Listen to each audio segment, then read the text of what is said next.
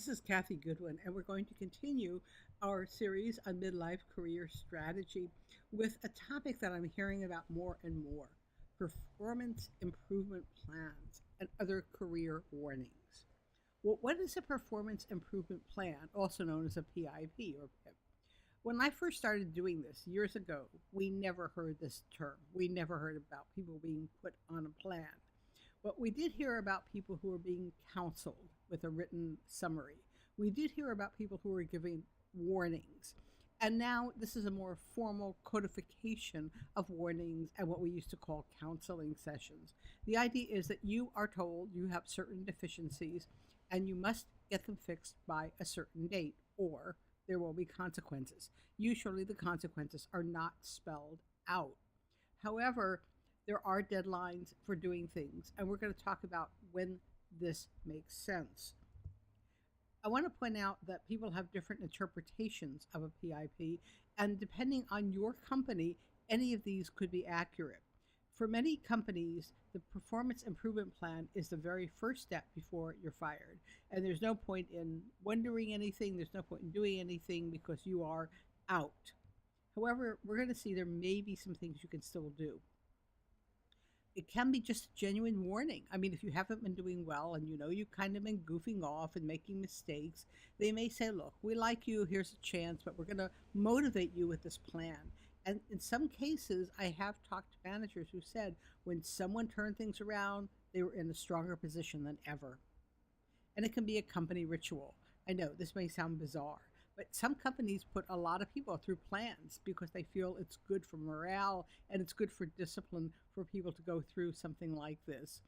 I don't know. It doesn't make sense to me. It doesn't make sense to a lot of people, but you may be in that situation. So it's really important to find out what's going on. So when do you start preparing for this? Well, you prepare before you take the job. Try to find out as much as possible what is that company's pattern of retaining people. What do they let people go for? Do they have a history of terminating people unexpectedly for all kinds of bizarre reasons? In your first weeks on the job, pay attention. Now, unfortunately, you can't go around saying, who's been fired lately? Who's been put on a plan? But you may hear some scuttlebutt. You may hear some rumors. Listen to those rumors. Are you hearing about people who are put on plans and then fired a lot? Are you hearing about a lot of people being put on plans? Are you hearing about people being put on plans and then rehabilitated? Just be aware of what people are saying and what's going on as much as possible.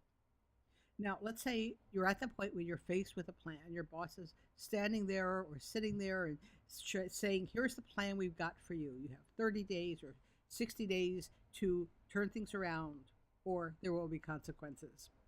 So what do? Well, the first thing you do is you must sign for receipt if they ask you to. Some people say you can sign the document as received or just say receipt only. I'm not a lawyer. I don't know the legal standing, but if it galls you to sign something you know is not accurate, you may be able to do that. And make sure you get a copy. A lot of times people are so stunned they don't think of it, but you want a copy of everything you signed. Secondly, review for errors of fact, not judgment. This is a little controversial. Here's an example, and these are based on real people that I've talked to that I know. Jennifer came to the 2 p.m. meeting at 2:30. Well, in this case, the Jennifer in real life, it turned out, had already told her boss that she was going to be coming in late because she had a meeting with a client.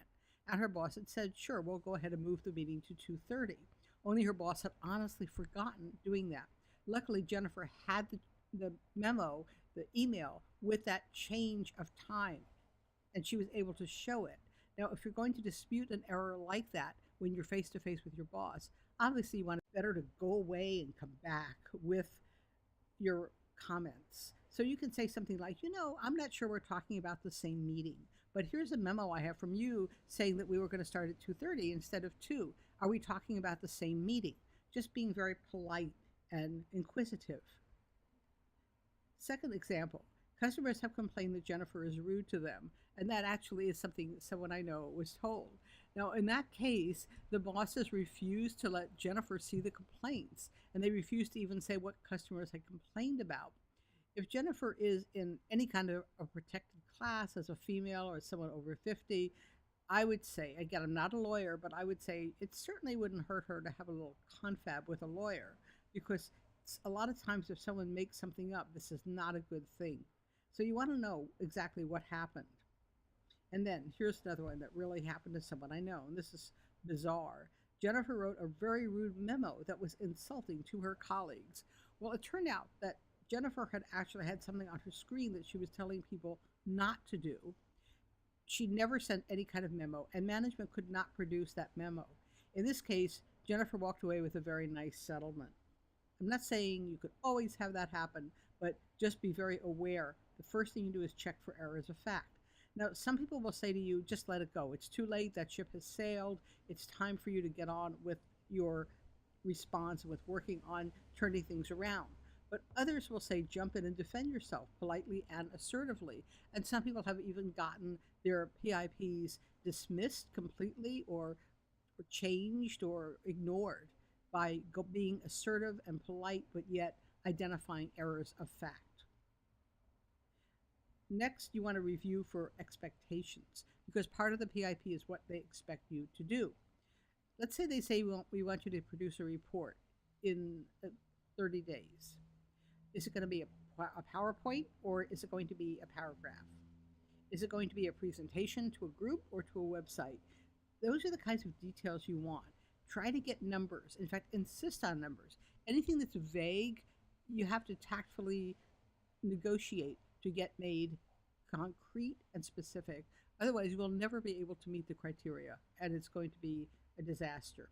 Now, if they're vague, it's going to be work for them. So what you might want to do is say, okay, I'll write it up. So you write up your own memo or summary, and then tactfully in a friendly way say, are we on the same page here? Is this what you mean? And then follow it up by sending an email to your boss and saying, thanks for discussing this. I'm so glad I now understand what's going on. Try to negotiate for more time. A lot of people advise this. Let's say they say you have 30 days, try to get 60. If you have 2 weeks, try to get a month. The reason is that as you have more time, you have more chance to turn things around and you have more time to be on the payroll. And if you're pretty much in one of those it's all over situations, you have more time to look for a new job. The two biggest mistakes that people make in this situation are emotion and delays. The worst thing you can do is lose your game face. It show that you're upset and concerned and start talking about your kids and how upset you are and all the things that are really upsetting to you. Stay calm and businesslike throughout the process. Then there are the delays. A lot of people call me after they've had a performance improvement plan in place for 6 months or a year, or in some cases they're on their second plan or they're at the end of the plan. Plan what you're going to do early. As soon as you get that plan, decide, do you want to get help? Do you want to call a career consultant? Do you want to talk to a lawyer? What are you going to do? But don't delay. Get right on it. Dust off your resume. I have to say, if someone starts to make threats or warnings or puts you on a plan, it's usually a good idea to at least put out feelers for a new job because you don't know. You don't know what's going to happen. The best protection against any adverse action is to be marketable. So if you know that you're marketable, you're going to be calm, you're going to be confident, you won't blow it off, you won't be rude, but you'll be aware that you have options, and that will encourage you to behave in a way that motivates others to treat you with respect. So now if you're fired, let's say this is the worst that happens, look into the legal implications. Now, I'm not a lawyer, and from what I've gathered, most people do not have any legal recourse if you're an at-will employee. But a surprising number of times you do, especially if your boss has lied to you or made some kind of a bizarre accusation, especially if you're a woman or if you're a person of color or you're a protected class, like a person over 50. And again, that's just my observation. It is not legal advice. It may not even be accurate. But I would definitely suggest having a meeting if you have something that's really strange and inaccurate information and accurate accusations, then you can do that. But you don't want to do it right away. You don't want to threaten. You don't want to tell the company you're going to do this. First thing you want to do is negotiate for severance and for references. It's way too late to start talking about the accuracy of your report It's way too late to talk about whether you should have been put on a plan. Ask for as much severance as possible and ask about how they're going to handle references. Ideally, they'll just give out name, date, and serial number. If you've been there a while, they may do more. But you have other options. I mean, let's say you've been with the company for 8 years and you really had a good relationship with another boss.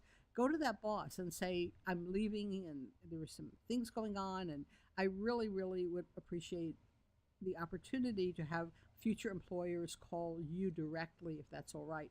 And sometimes they'll say yes, and then you're out of the woods. I think if you work for any company, when you're applying for a job, they know things happen and people don't get along with their boss. And so they will not be surprised if you very calmly say, for a more accurate review of my performance, I'd like you to call John Smith. I worked for him in the first 4 years I was there. Remember, things like the number of years you were with the company are in your favor. I mean, if you've been there 4 or 5 years, you obviously did something right, or else they're an incredibly stupid company. So be aware that you don't have that much of a disaster in place. And move on. Don't look back. Move forward. If necessary, work with a career consultant, but get a move on. And if you'd like more from me, I have a career strategy session. It's budurl.com/career session, or just go to midlifecareerstrategy.com/career strategy session with the hyphens, or just go to midlifecareerstrategy.com, and I've got all kinds of good information there. Thanks for joining me today, and I look forward to seeing you again on a future video and perhaps a one-to-one consultation.